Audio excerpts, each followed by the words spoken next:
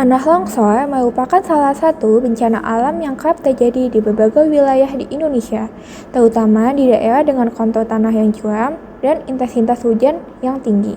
Banyak daerah terdampak, menyebabkan kerugian besar dan mengancam keselamatan warga. Apa penyebab tanah longsor? Bagaimana dampaknya? Dan langkah apa yang bisa dilakukan untuk mencegahnya? Mari simak cuplikan berita berikut ini. Korban tewas akibat bencana longsor di Petung Kriono, Pekalongan, Jawa Tengah bertambah. Hingga siang tadi total 20 orang dinyatakan tewas. Proses pencarian korban masih terus dilakukan dan difokuskan di 4 lokasi dengan laporan orang hilang terbanyak. Seperti Cafe Welo, kolam pemancingan, rumah perangkat desa dan Sungai Welo yang menjadi tempat berkumpulnya warga saat longsor terjadi. Hingga siang tadi jumlah korban meninggal dunia sesuai data di posko utama sebanyak 20 orang, korban luka 13 orang, dan 8 orang masih dinyatakan hilang. Faktor-faktor penyebab longsor di Pekalongan. Pertama, hujan deras. Hujan dengan intensitas tinggi menyebabkan tanah menjadi jenuh air, sehingga lapisan tanah menjadi lebih mudah tergerak dan longsor. Yang kedua, perubahan lanskap. Perubahan lanskap akibat aktivitas manusia seperti penggundulan hutan dapat mengurangi kemampuan tanah untuk menyerap air, sehingga meningkatkan risiko longsor. Yang ketiga, faktor manusia.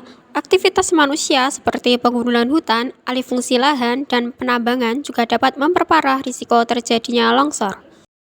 Yang keempat, lereng terjal. Wilayah perbukitan dan lereng terjal memiliki risiko lebih tinggi untuk mengalami longsor karena kemiringan lereng dapat mempercepat pergerakan tanah. Yang kelima, geologi. Struktur dan litologi batuan yang tidak stabil serta adanya retakan pada batuan dapat menyebabkan tanah lebih mudah tergerak dan longsor. Mengapa longsor dapat terjadi? Tanah yang jenuh air menjadi lebih berat dan tidak stabil. Saat terjadi hujan deras, tekanan air di dalam tanah meningkat dan dapat menyebabkan lapisan tanah tergelincir. Selain itu, penggundulan hutan juga mengurangi kemampuan tanah untuk menyerap air, sehingga air hujan lebih cepat mengalir di permukaan dan meningkatkan risiko erosi dan longsor. Perubahan lanskap dan aktivitas manusia juga dapat mengubah stabilitas lereng dan meningkatkan risiko terjadinya longsor. Dampak tanah longsor. Tanah longsor tidak hanya membawa kerugian fisik yang besar, tetapi juga memberikan dampak yang luas bagi masyarakat. Kerusakan infrastruktur seperti rumah, jalan, jembatan, dan fasilitas umum lainnya menjadi salah satu dampak utama. Banyak warga yang kehilangan tempat tinggal, terpaksa mengungsi, dan akses menuju daerah terdampak pun terhambat. Selain itu, tanah longsor seringkali menyebabkan korban jiwa, baik karena tertimbun tanah maupun karena bangunan yang roboh. Aktivitas ekonomi juga sangat terganggu, usaha-usaha kecil terhenti, distribusi barang terhambat, dan masyarakat kesulitan untuk melanjutkan aktivitas sehari-hari mereka. Namun, dampak yang tak kalah penting adalah dampak psikologis. Korban tanah longsor sering mengalami trauma akibat kehilangan orang terdekat atau tempat tinggal.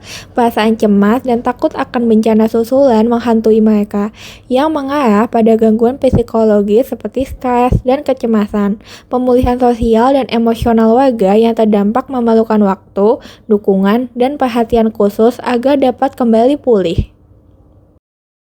Di sisi lingkungan, tanah longsor bisa merusak lahan pertanian, mencemari sumber air, dan mengganggu ekosistem lokal yang mempengaruhi kesejahteraan masyarakat dalam jangka panjang. Upaya pencegahan dan mitigasi bencana tanah longsor.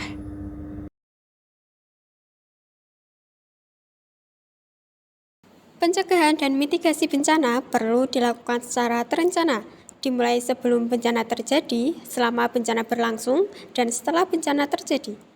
Mari kita bahas langkah-langkah pencegahan dan mitigasi yang dapat dilakukan dalam siklus ini. Pra-bencana. Yang pertama ada identifikasi risiko. Melakukan studi dan pemetaan daerah-daerah rawan longsor untuk mengetahui titik-titik yang berisiko tinggi. Kedua, penataan ruang dan tata guna lahan. mengatur pembangunan agar tidak dilakukan di daerah rawan longsor seperti lereng curam atau daerah dengan drainase buruk. Ketiga, penghijauan dan reboisasi, menanam pohon atau tumbuhan lain untuk memperkuat struktur tanah dan mencegah erosi yang dapat memicu longsor. Keempat, pendidikan dan sosialisasi, memberikan edukasi kepada masyarakat mengenai tanda-tanda tanah longsor dan langkah-langkah mitigasi yang perlu diambil, seperti evakuasi atau perlindungan saat bencana. Kelima, pembangunan infrastruktur tahan bencana. Membangun infrastruktur yang dapat mengurangi kerusakan saat longsor terjadi seperti saluran drainase yang baik dan struktur bangunan yang kuat. Selanjutnya, pada tahap selama bencana atau tanggap darurat. Pertama, sistem peringatan dini. Aktifkan sistem peringatan dini untuk memberikan informasi terkait potensi longsor kepada masyarakat yang tinggal di daerah rawan, agar mereka dapat segera mengungsi. Kedua, evakuasi dan perlindungan masyarakat. Menyediakan jalur evakuasi yang aman dan mengarahkan warga untuk mengungsi ke tempat yang lebih aman. Ketiga, penyediaan bantuan darurat. Menyediakan kebutuhan dasar seperti makanan, air, dan perlindungan bagi korban yang terdampak tanah longsor. Keempat, koordinasi dan pemantauan. Memastikan koordinasi antara berbagai pihak seperti pemerintah, masyarakat, dan organisasi kemanusiaan guna untuk menangani situasi darurat secara tepat dan efektif.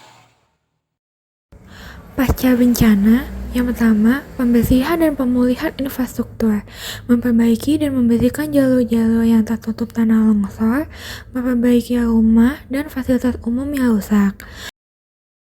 Yang kedua, pemulihan sosial dan psikologis, memberikan dukungan psikologis kepada korban bencana yang mengalami trauma, serta mengadakan program pemulihan sosial untuk membantu mereka kembali ke kehidupan normal.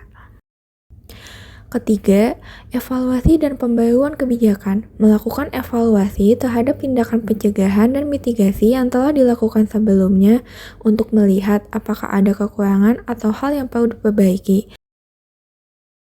Keempat, peningkatan sistem mitigasi, menyesuaikan dan memperkuat kebijakan mitigasi dengan memperhatikan pelajaran dari bencana yang terjadi, seperti peningkatan sistem peringatan dini atau penguatan struktur tanah. Dengan langkah-langkah pencegahan dan mitigasi yang terencana dan terkoordinasi dengan baik, kita bisa mengurangi dampak bencana tanah longsor dan melindungi keselamatan masyarakat. Tanah longsor memang merupakan bencana yang sulit diprediksi, namun dengan kesadaran edukasi dan kesiapsiagaan yang baik, kita dapat meminimalkan risiko dan mempercepat pemulihan pasca bencana.